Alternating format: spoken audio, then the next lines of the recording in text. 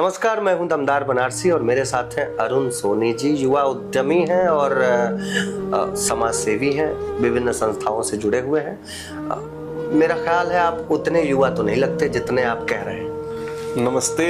देश में युवाओं की पहचान जो है इस समय लोग राहुल गांधी जी से, अखिलेश यादव जी से जोड़ के कर रहे हैं। अच्छा, तो युवा का मतलब ये नहीं होता है कि 50 पार को हम युवा मान। मतलब अभी आप कहना चाहते हैं आपकी उम्र ही क्या है? राहुल जी से थोड़ी सी कम और अखिलेश जी से थोड़ी सी ज्यादा?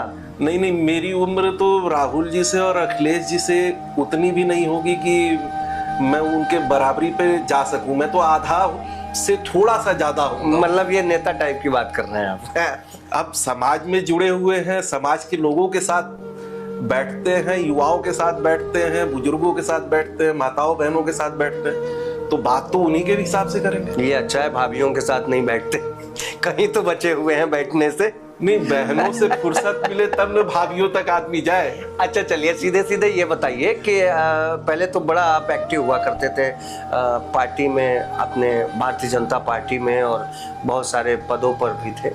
अचानक क्या हुआ कि आप गायब हो गए मार्केट से? नहीं, गायब नहीं हो गए। भारतीय जनता पार्टी की एक व्यक्तिगत नीति होती है। भारतीय जनता पार्टी एक खुले विचारधारा की पार्टी।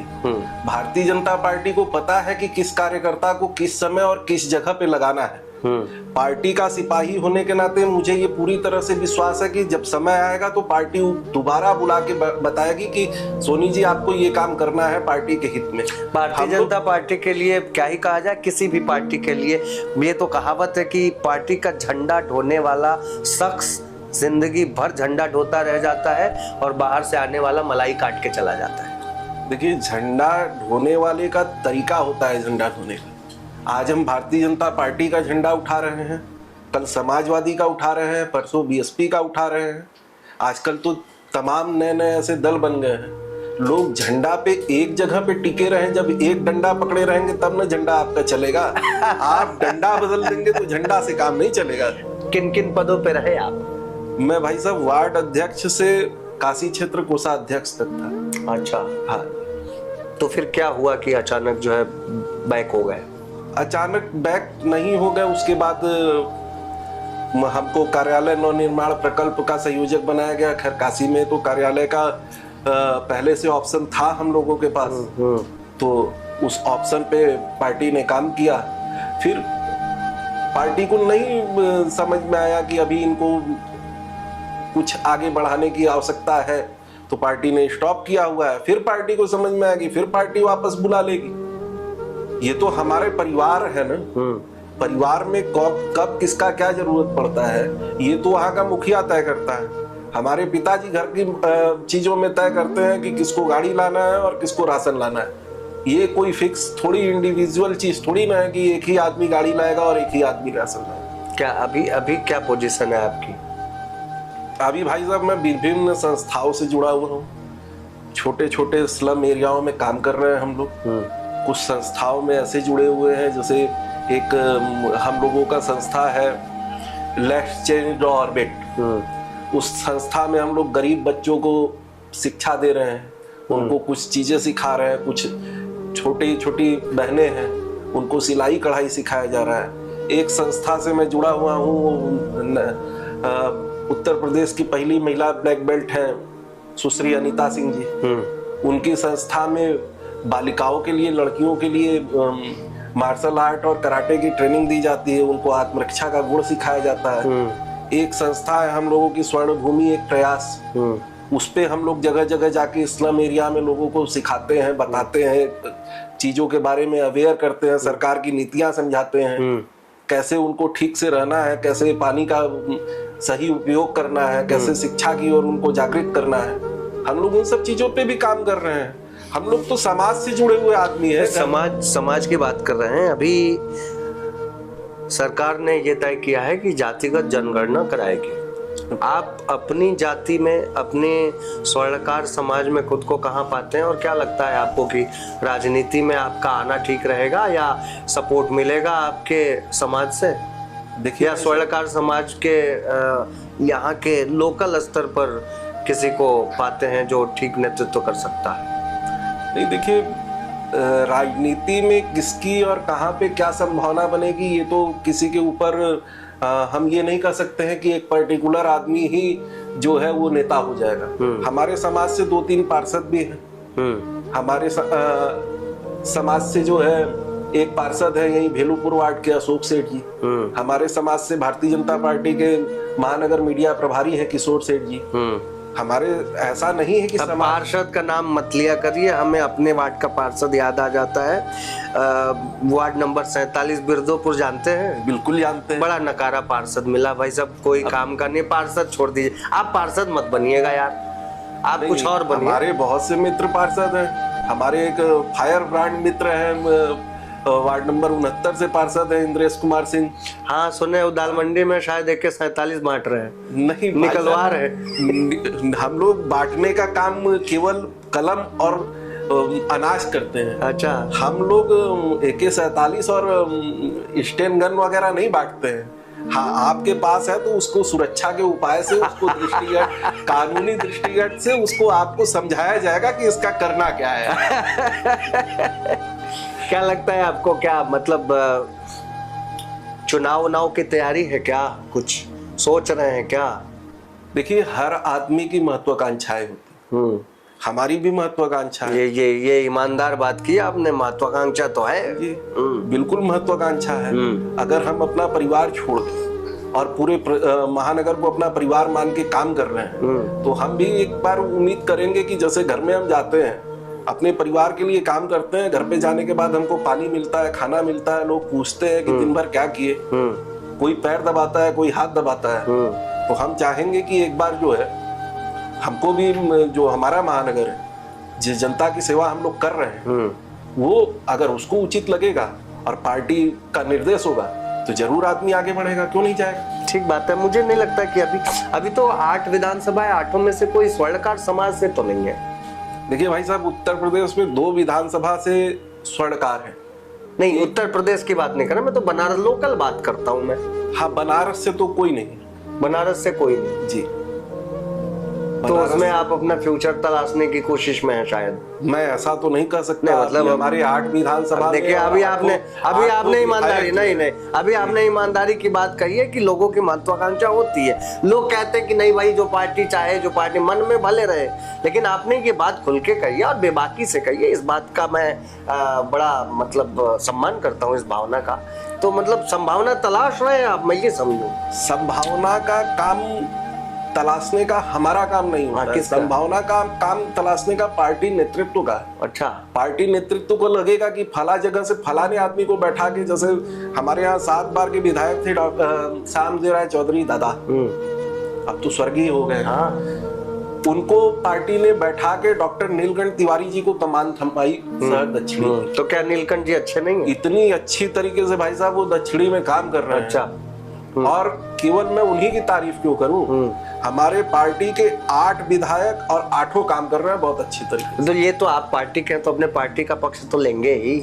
तो हर कार्यकर्ता हर कार्यकर्ता अपने पार्टी की तारीफ में बोलता है। मैं तो पार्टी के साथ साथ सामाजिक कार्यकर्ता भी हूँ ना। तो नहीं, तो आप जगह जगह जा रहा हूँ। आप कार्यकर्ता है, इसीलिए तो आप अपनी पार्टी की तारीफ कर रहे हैं। हम तो भाई ये तो मानना चाहिए, कोई कार्यकर्ता अपनी पार्टी को गाली देता है?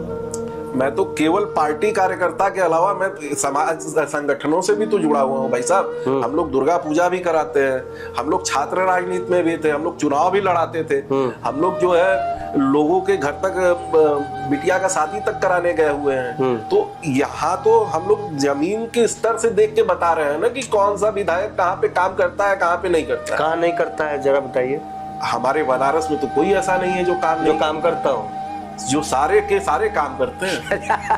मतलब सारे विधायक काम करते हैं। सारे विधायक। तो इसका मतलब है कि कहीं किसी भी विधानसभा का कोई सीट बदलने वाला नहीं है। अब ये पार्टी नेतृत्व को तय कर भाई, जब काम कर रहा है तो सीट नहीं बदलेगी। बिल्कुल पार्टी तो फिर आप अपनी संभावना कहाँ तलाशेंगे? पार्टी नेतृत्व तय करता है संभावना। मैंने पहले भी कहा है कि वो पार्टी का कोर कमेटी तय करता है कि किसको चुनाव लड़ाना है, किसको चुनाव नहीं लड़ाना है। दूसरी चीज ये होती है कि जब आदमी बच्चा होता है, वो किसी विद्यालय में जाता है या किसी शिक्षण संस्थान में जाता है, तो वो चीजों को सीखने के बाद परीक्षा देने का अधिकार रखता है।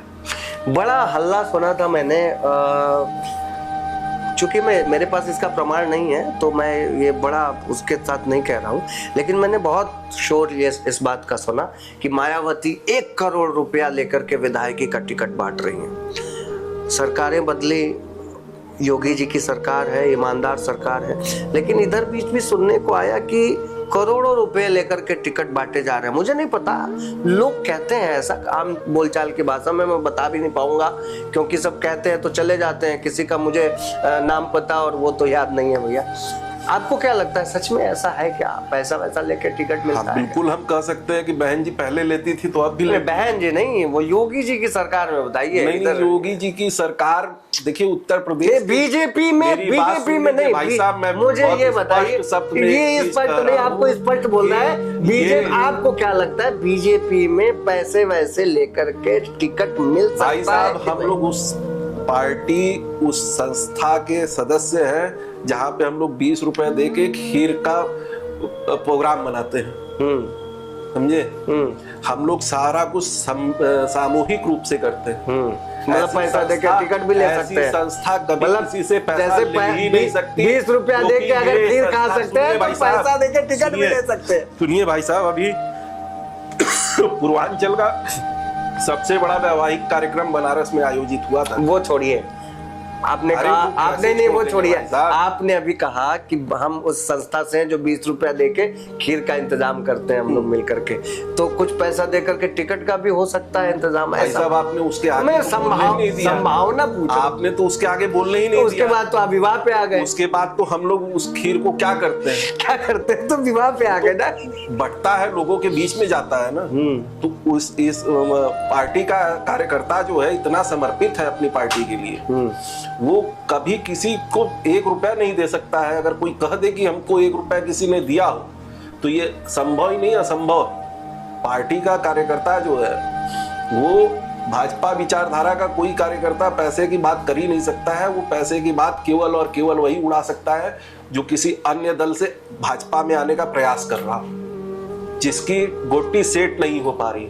आपकी सेट है? नहीं, हमको गोटी सेट करने की जरूरत, आवश्यकता ही नहीं है भाई साहब। हम लोग तो कार्यकर्ता लोग हैं।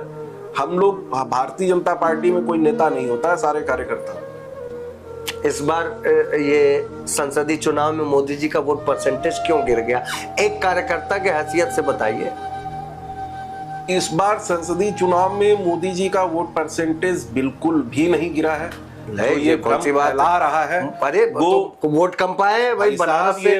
केवल और केवल ह्यूमर बाजी है। लोगों को बरगलाया जा रहा है कि इस बार मोदी जी की वोट कम मिला ना, अगली बार तुम लोग वोट मत दिया, नहीं तो मोदी जी जयंत बनारस का कुछ न हो। बनारस को देख लीजिए वास्तव में मोदी जी ने क्या कर दिया है। बनारस में कुछ समय में ही आपको यहाँ पे रोपवे की इतनी सुंदर व्यवस्था मिलने जा रही है। अगर आप मोदी जी को सपोर्ट करेंगे तो हमको लगता है कि बनारस जो सराउंडिंग एरिया है उसमें बहुत जल्दी मेट्रो भी चलने लगेगा। तो मोदी जी को वोट परसेंटेज का कोई वो नहीं है और किसी तरह का ऐसा कुछ भी नहीं है कि मोदी जी को वोट कहीं से कम मिला है। ये केवल भ्रमित करने का काम किया गया है। कुछ, मैं नाम भी नहीं लूंगा, जो चुनाव लड़ते हैं मोदी जी के खिलाफ, वो भी भाई साहब भारतीय जनता पार्टी के ही कार्यकर्ता और यहाँ से ही उपजे हुए हैं। तो जो अच्छा, अगर अरुण सोनी को मौका मिलेगा भाजपा के खिलाफ चुनाव लड़ने का तो लड़ेंगे क्या? देखिए भाई साहब, अरुण सोनी को मौका मिलेगा भाजपा के खिलाफ चुनाव लड़ने का तो अरुण सोनी चुनाव कभी जीवन में नहीं लड़ेंगे। क्यों नहीं लड़ेंगे भाई? भाजपा के नेता दूसरे दलों में जाते हैं, दूसरे दलों के नेता भाजपा में आते हैं भाई साहब, तो आपको क्या क्या दिक्कत है? इसी चीज को तो मैं स्पष्ट करना चाहता हूँ ना। भाजपा ही एक ऐसी संस्था है जहाँ नेता नहीं होते। बहुत नेता होते हैं, वहाँ पे कार्यकर्ता होते हैं। बहुत नेता दूसरे दल में जो होते हैं वो नेता होते हैं। नेता का काम है पलटी मारना, कार्यकर्ता पलटी नहीं मारता। नहीं, ऐसा नहीं है। अपना प्राण न्यौछावर कर देता है, पलटी नहीं मारता। मध्य प्रदेश में, राजस्थान में, उत्तर प्रदेश में, दिल्ली में नेशनल फेस के कई नेता भाजपा छोड़कर भाई साहब उनका इतिहास भी उठा के देख लीजिएगा कि वो भाजपा में कितने समय से थे, उसके पहले कहा था।